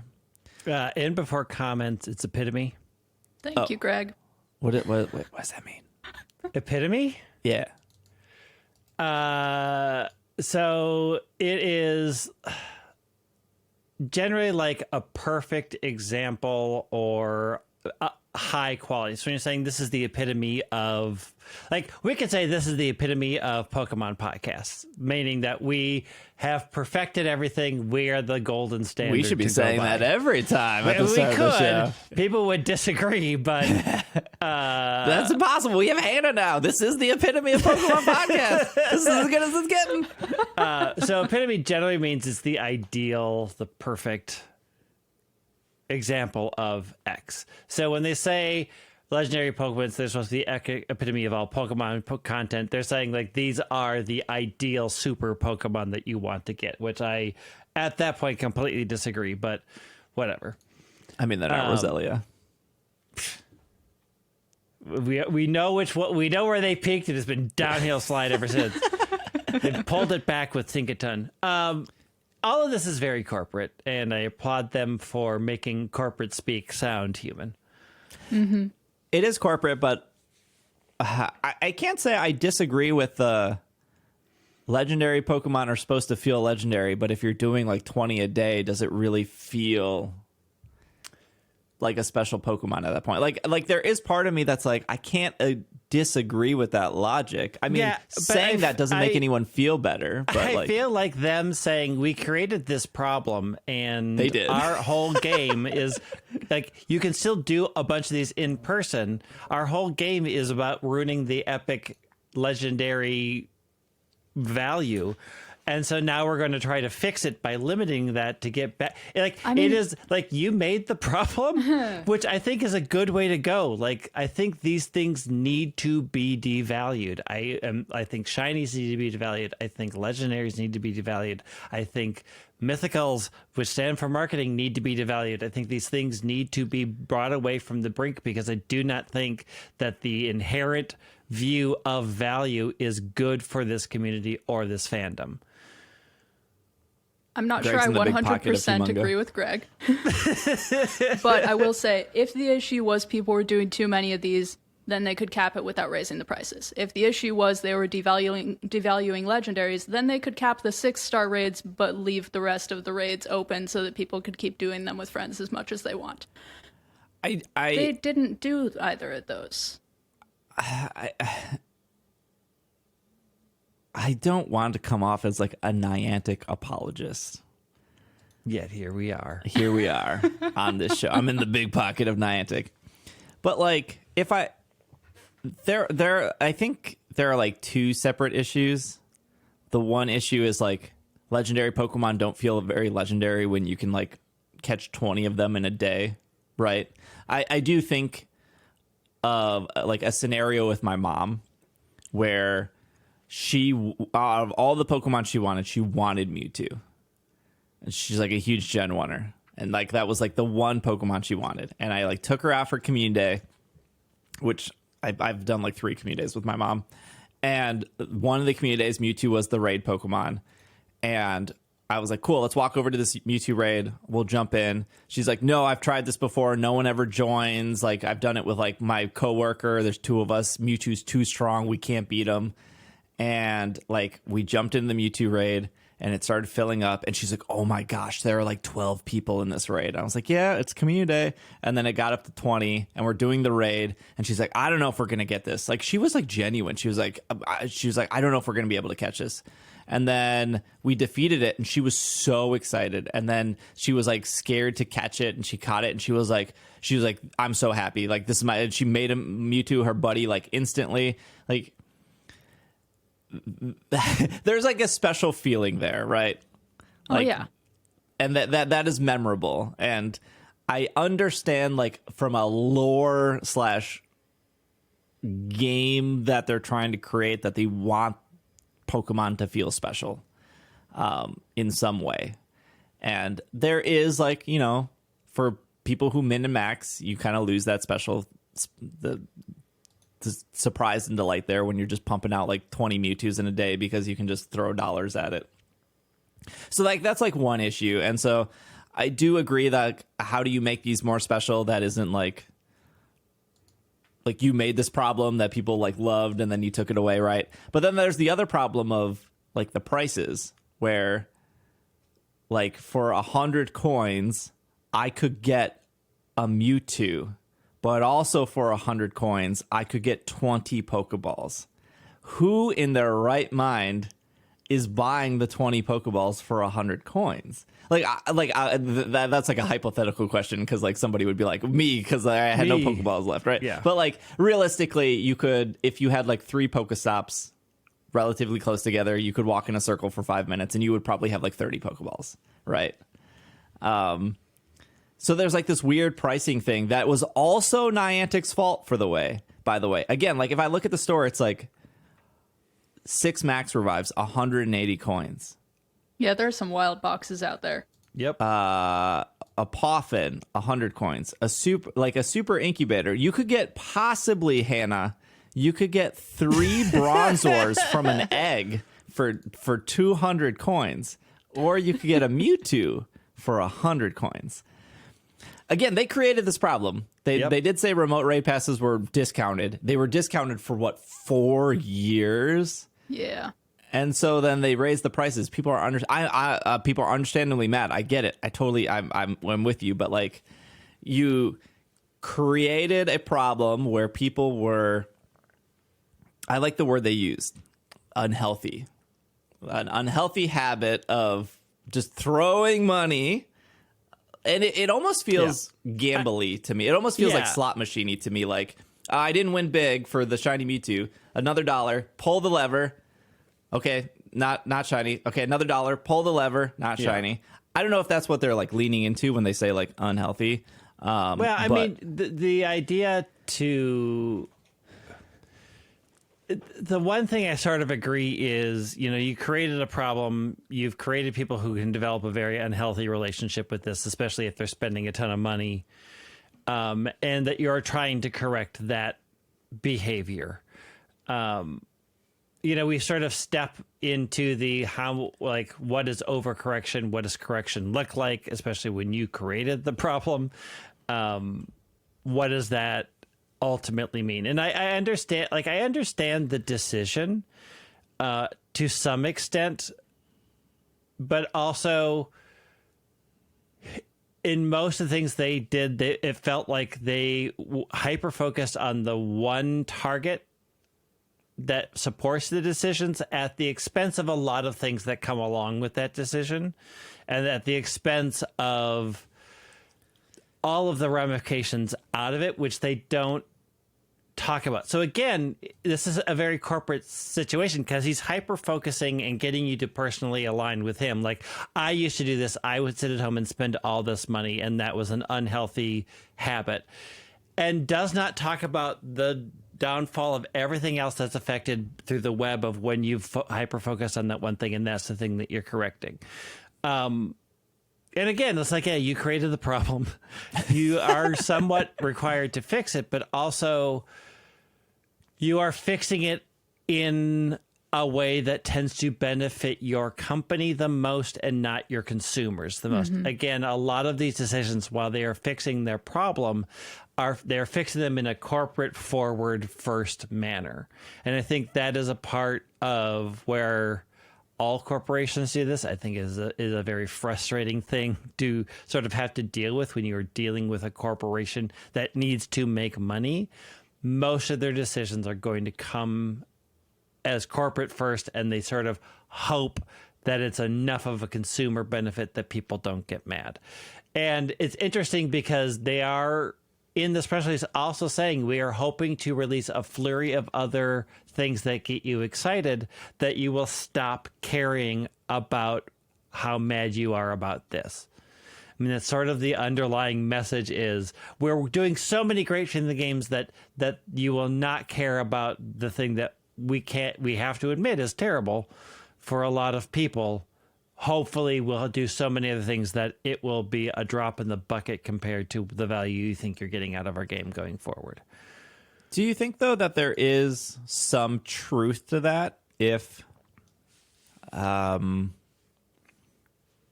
so if you're like sitting in a Discord all day and you're spending $10 a day, like slamming remote raids, because that is the fun thing to you, whether that's chasing a shiny or chasing 100% or chasing 100% shiny, you know who you are. Not me, I'll tell you that much. But do you think if they add other gameplay features that are exciting, it would almost like it would like re-spark the joy? Because I think there was excitement around Team Go Rocket when it first came out. And people were like, oh my gosh. And they went out and they were like, I want to battle as much Team Go Rocket. I want to collect these shadow Pokemon. Like, none of that was remote raid pass. Like, that was I like would going literally out. pay money to never see a Team Go Yes, Rocket again. I'm with you. I'm with you, Greg. 100% from going from like level 44 to 45 or whatever it was, or 45 to 46. You have to like battle like So 7 many. million Team. I never want to see Team Go Never. Rocket again. But like, I also don't want the game to just be, I'm just going to spend $1 and do raids until I get a shiny. And then, cool. Next week, there's a new, cool, Tapu Bulu coming. All right, I'm just going to spend dollars until that one's shiny. Okay, Yeah. after that, Tapu Koko coming. I'm going to spend. I don't want the game to be that. Yeah, I mean, Yeah. they do have a problem that they need to figure out what they're doing with their game to reignite the fan base, because we are 7 years in and it is not an exciting game to play. So, like, I get they are stuck in a very hard place because their game isn't aging well, and people no longer see the value of playing your game. They see much more value in shortcutting your game, and that is a problem for a lot of games. But there are ways to sort of do that better, like MMOs deal with this all the time. They have to do an expansion every so years to reinvigorate the game and raise level caps and to help people get to that point. You know, you can pay money to skip levels. Like, these things exist to reinvigorate the game. And I think the issue that we're having here is we are in a bad holding pattern, and they don't have an expansion to really announce, right? Like, the big expansion right now is Shadow Raids, and Shadow Raids and the Master Ball, I feel like, are Yeah. things they're really maybe excited to announce, and I'm not sure they're being received the way they want them to be. I don't think so, because Shadow Raids are still raids, and raids aren't particularly fun to do. And you You know? still have to battle the Team Go Rocket to get the Right. shards, to get the And to purified get the thing, things, to throw in like- the raids. And You know, it's relying on things that have existed for a while that people are already over and not enthused by. So when you say, hey, we're bringing in Shadow Raids, you're like, okay, well, you had me at Shadow, you lost me at Raid. Yeah, it goes back to like when they first introduced megas, and it was like, oh, these are just raids. And I have to do like 3 of them or 4 of them Yep. to get enough energy to do the mega to then do more. Like, for them being like, we don't want you to sit in your Discord and remote raid all day. We would like you to go out. We would like you to leave. We would like you to play the game that we want to be walking based. I get that.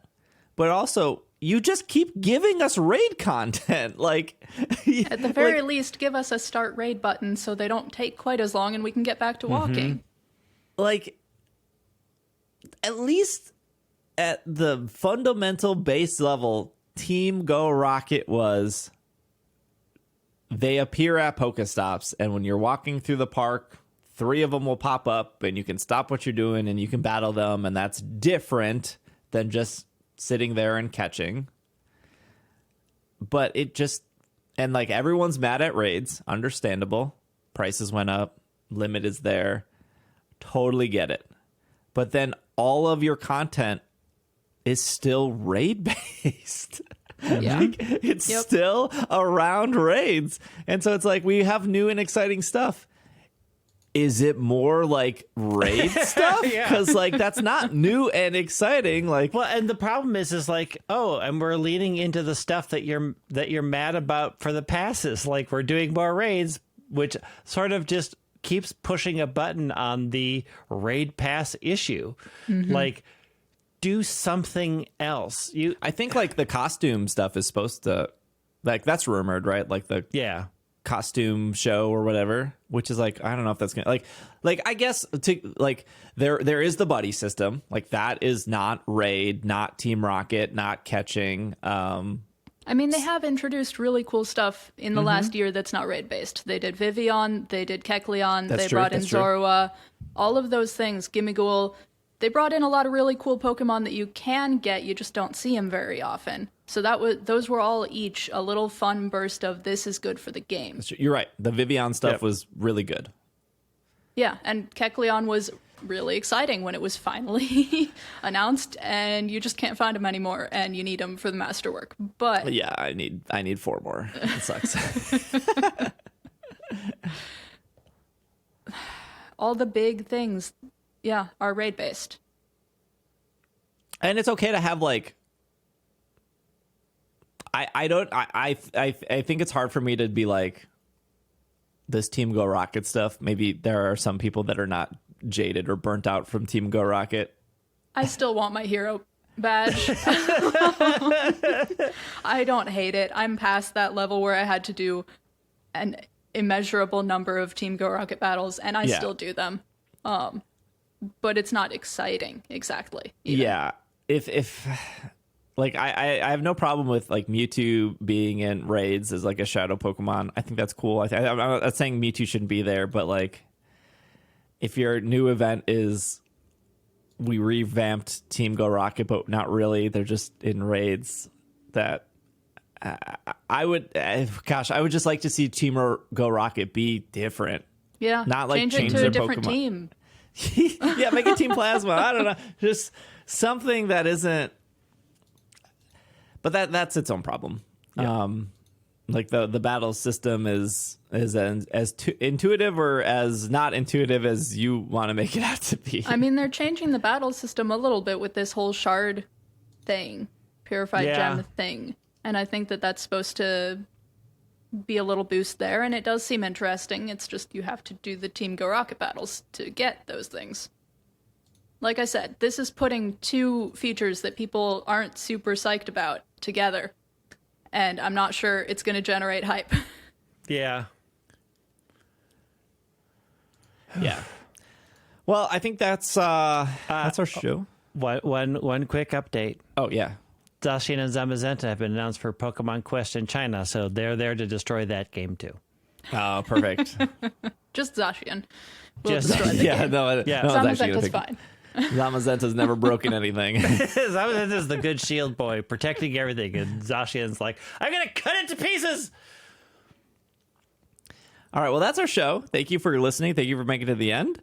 If you're watching on YouTube, feel free to leave a comment.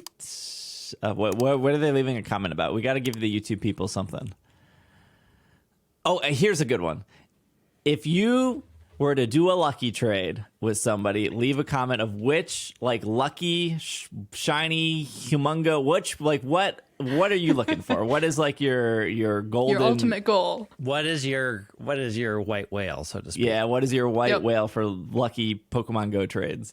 That's a good one. Otherwise, thank you for listening. Thank you for making it to the end. There's a couple new YouTube videos up on the channel.